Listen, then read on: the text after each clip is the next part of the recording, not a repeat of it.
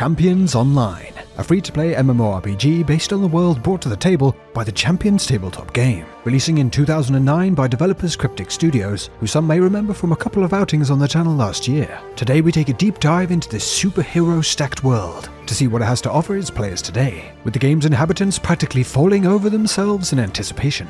I have a feeling this one is going to get wild. My name's MitchManix, and this is Champions Online in 2023.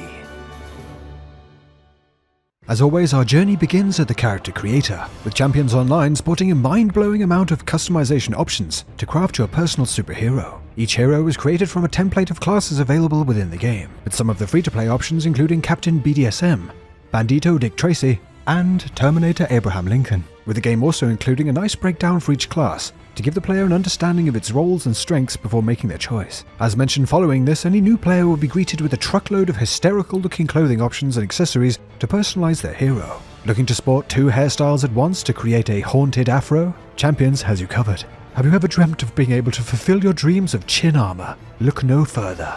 The amount of options to customize in Champions Online is crazy, and not just in number, but with some of the offerings themselves, and sets the tone of just how bonkers this game can be. But we need a hero for this journey, and that means of course we must call upon the aid of Voldemort, the highly irritable brother of he who shall not be named, and if you can believe it, made his brother Voldemort look like a chuckling happy child by comparison. Jumping into the game's world, we arrive at the training facility, Ravenswood Academy, and are greeted by Headmistress Rowan. After catching up with her, as well as some of the Academy's other attendees. Head case, physique, strangeling? You certainly aren't a trad student. Oh, good lord. We are dropped into a city simulation to run through an alien invasion as our tutorial, with the invasion seemingly also reaching as far as the game's UI, blessing us with a scuffed Space Invaders themed graphical glitch, grabbing some quests from the city's NPCs, flailing their arms around wildly just in case a giant icon above their heads was somehow missed, working through the introductory quests, taking out the invading forces, and collecting objectives. Early on, Champions Online's combat feels far more in line with most other MMORPGs than its DC Universe competitor we explored last year, with DC feeling more like a third-person action beat-em-up game with its goofy combat stylings. We quickly got to work battling through the tutorial zone, ticking off fetch and kill quests from the city's inhabitants, whilst getting some tooltips and rundowns on some of the game's mechanics. Press the tab key to select the nearest enemy. Press the red key or pressing the tab multiple times in the cycle to double the enemy targets. With Voldemort's success at repelling the alien invasion, we returned from the tutorial simulation back to the Academy to begin our journey in the true world of the game. But not before a stop off at an oddly convincing looking outfitters within the Academy to get a look at what they have to offer, including interestingly a huge green screen section that I can only imagine is provided to allow the so inclined to key their chosen hero in all manner of ridiculous situations. Grabbing our flight travel power, we step through the portal to begin our adventure in the game's open world, with our first stop being Millennium City, which has seen better days, but I'm sure still much safer than Willennium City. Do you remember that? With bands of the actor roaming the streets slapping all that stand in their way. Flying across the city skies, it was hard not to already feel powerful gliding through the air. But it was only a few minutes into our time in the city that showed us that we'll need to keep on our toes, even at the low levels, as Champions Online will put those down that try to steamroll through the early levels, unlike a lot of other MMOs. Oh, I didn't realize Hollow Man was in this one. And working through the early levels, it was nice to see that level of challenge present, as truly gives the player a chance to get to grips with the toolkit of any given class, as opposed to just pressing a single attack to win. However, this phase of finding your feet and experimenting as a new player is somewhat soured by the game's choice to take power away from the player in the form of stars when defeated. Falling in battle, you'll lose 1 of 5 stars, and with it actually decreasing your stats, with the more lost leading to more of a penalty applied, to the apparent joy of enemy NPCs. And can also be earned by defeating foes, but feels a little harsh for new players, as since refilling all its stars at the start of the game will require much more in-game currency than most will have at that level, so grinding mobs or paying real cash are the only real options, and it would have been nice to see this come in a little bit later, once new players have got a little more settled. As with DC Universe Online, being that the initial zone is a sprawling city zone, a lot of the early leveling is done in instances, but with Champions Online's offerings being far more barren and lifeless feeling than its DC counterpart, with a fair amount of sewers and bland, run-down looking small areas to work through while completing objectives. In the city, mostly associated with the city's gangs, such as the Purple Army/gangs in here. CX in the chat. Each zone in Champions having an overarching story to it, with typically some more interesting and varied missions later down the line, but only barely. And for the most part, Voldemort here is spending a lot of time whizzing to and from locations, taking out groups of enemies, or collecting items, and even a number of fan-favourite escort quests, not exactly doing a lot to inject some excitement into the early leveling experience. On the other hand, however, the NPCs seem to be having the time of their lives, flailing around and jumping for joy at their very existence. And when they weren't falling from the sky, grouping up and jumping gleefully around the city rooftops completely by themselves, as if to mock Voldemort finishing up yet another mundane quest. I literally have no idea what is going on here. The grander feeling quests early on also didn't exactly benefit from the very condensed feeling plotlines, coupled with the lack of any real recognizable characters. Antagonists were introduced and cleaned up within an hour or so, and made it hard to really get into the story behind it without any real time to do so, which is a sentiment clearly echoed by Voldemort here, with cutscenes cutting off mid-sentence without a single input from me. Let's investigate further. Let's trap these miscreants. That's okay, Moldy. I didn't want to hear what he had to say either. Out in the open world, the questlines are not the only option for content to get stuck into early on. Millennium City does feature a very light offering of open world events that kick off within its streets, such as assisting in a prison break to give some life to its open world. However, it was quite challenging to ever catch anyone else getting involved in these, and the lack of players to team up for these larger missions served as an unfortunate foreshadowing for far more than just the open world events with Champions Online, as we'll cover a little later in the video. Mitch has asked me to say the following. Please drop a like on the video. Oh, yeah. Shut up, you. On the video, as it really helps the channel, and don't forget to subscribe for all sorts of unmissable RPG content. Unmissable? You really are up your own arse, aren't you?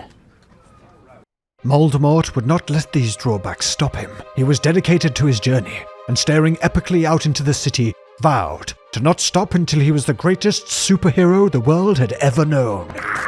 And with that marched on through the levels, unlocking new abilities, assigning skill points, and gradually increasing his gear to grow in power. Champions uses a gearing system consisting of both primary and secondary slots for its 3 tiers of player gear. Comparing gear upgrades is easy with the highly useful tooltips provided, and coupling that with a detailed description around the player's stats from the menus makes gearing feel easy to understand and optimize, even if it does not show the actual gear on your character. And while we're on the subject, it was time to venture out further from the city streets into some of the game's other zones. And to prepare, Voldemort visited the Outfitter to refresh his look with something truly reflective of the towering champion of evil that he surely was to become. Absolute perfection. The levels past 16 were mainly spent exploring and getting to know some of the alternative zones Champions Online has to offer. Again, each with their own self-contained and bare-bones feeling storylines, playing out via quests after the introductory cutscene. Check out the area and render assistance to anyone who might need it. I'll see if I can't find you some additional backup. Yes, sir. Come in! Do you copy? Lol. Quest chains cutting down enemy equipment and collecting objectives, usually culminating in a short instance with a mini boss battle at the end, which on my way to max level was one of the highlights, as with a fair bit of the quest experience didn't feel like a walk in the park, and some of the boss battles were actually really enjoyable, working to test my knowledge of the class's strengths, sometimes only barely scraping through the encounter alive. The overall challenge, as well as the abundance of quests suggesting group play, made me feel like this MMO, even more than usual, would really benefit from being experienced with a friend or two, making up for not only the lack of large amounts of other players, but also the game's lack of group finder tools outside the party list, usually consisting of the same 20 or so individuals looking to show off their latest furry-themed outfits. I'm not gonna lie, that's kind of badass.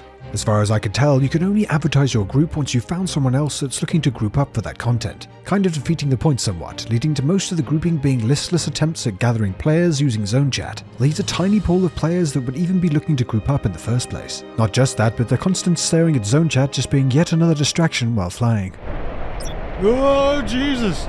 But it wasn't all a struggle in terms of grouping up, as the game's alerts were, in my experience with the game, very easily accessible and quick to jump into with a pre-made group. My only problem is that they lasted around 30 seconds. Insert MitchManix in bed joke here. Joking aside, the alerts are very quick via instances taking down one of the game's villains in a short scenario. The alerts are on a timed rotation, and although incredibly short, did at least provide some group-based content and sometimes decent rewards, such as a buff to earned XP, but leaving me wanting more, which I can only assume would have been provided by the game's lairs, larger grouped instances. However, despite numerous times inquiring in zone chat and endgame channels, as well as asking in player hubs and checking the party lists, just couldn't cobble together enough players to get things going. Despite the hindrances, we powered on, and with a few more levels under our belt, got quite a nice surprise when we received an in-game letter from the city's authorities, asking us to visit a location in Millennium City, and once arriving got introduced to the really quite clever Nemesis system. A system that, as you may have guessed, allows for the creation of an NPC Nemesis to battle against in missions and out in the open world, with once again a huge amount of options available for customization, even down to which of the minions the Nemesis will unleash upon you during encounters. Although I think the vampire variants may be a bit broken, and as you can imagine becoming absolutely hysterical, seeing your created villain smash through the wall and introduce himself as the evil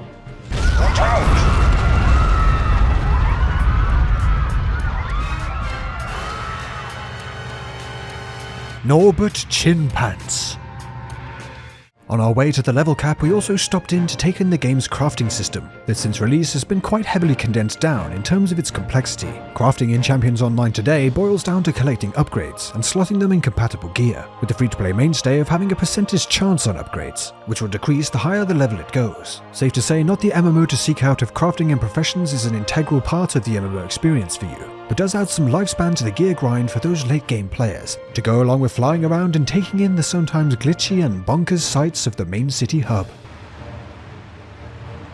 Well, that's one way to reduce traffic. After visiting and questing through locations such as the radioactive desert and the snow-tipped Canadian mountains, working through some of the game's adventure packs of missions from the Until faction, taking on terrifying enemy henchmen such as a bin and a phone, and nearly getting killed by my own underpants-clad nemesis, Voldemort finally made it to max level. And after looking up that there was an endgame zone available behind a short quest, quickly sought it out, and following its completion relished in the idea of finally being able to experience some of the game's group experiences, and possibly get myself some tasty upgrades in the process. But what I found out, and what I should have expected by this point, was that the endgame zone was also completely dead. That made me feel like a bit of a tit for thinking it would be otherwise. Queuing for PvP had the same result, and rarely even had another player listed in the queues, and I once again found myself doing something that unfortunately, from my experience playing Champions Online, became a requirement, and that was trying my hardest to find out how or where or what I needed to do in the game to actually have something exciting or interesting to do.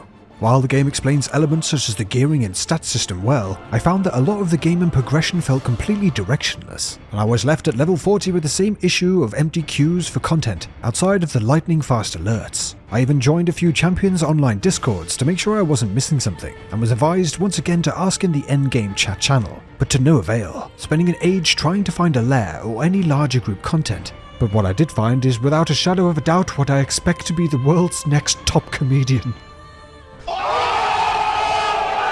My ending experience summarised quite well my overall experience with Champions Online. The combat and build mechanics are quite enjoyable and deep enough for some interesting build potential. The Nemesis system was an example of something really unique and interesting that fit perfectly in the MMO's world. But nothing could really make up for the fact that the game felt like a barren wasteland where all the excitement had been and gone, leaving a fraction of the content really achievable, running the same alerts and content mission packs over and over. If Voldemort here reminds him of his uncle, then I would love to be a fly on the wall for Thanksgiving. The fun feeling and goofy nature of the game with its crazy outfits and comic book style feels all like it's a bit of fun at the start, but after realizing how empty the game has become, quickly beamed me back to reality, and left me feeling like the time spent with this MMO, for me at least, does not even come close to giving enough of a payoff to be worth spending time with, let alone cash on. Unlike Cryptic's other MMOs, I was struggling to really find any redeeming features for Champions Online. And even if you're looking in particular for a superhero-themed MMO, there are other at least more populated alternatives out there, as it seems the page has certainly turned on this comic book MMO. Thank you so much for watching. As always, I'm keen to get your thoughts down in the comments. I want to give a big shout out to the channel members for helping support the channel. If you're interested in becoming one of these beautiful people, for all sorts of perks including exclusive videos, the info is down in the description. Thanks again, and I'll see you guys in the next one.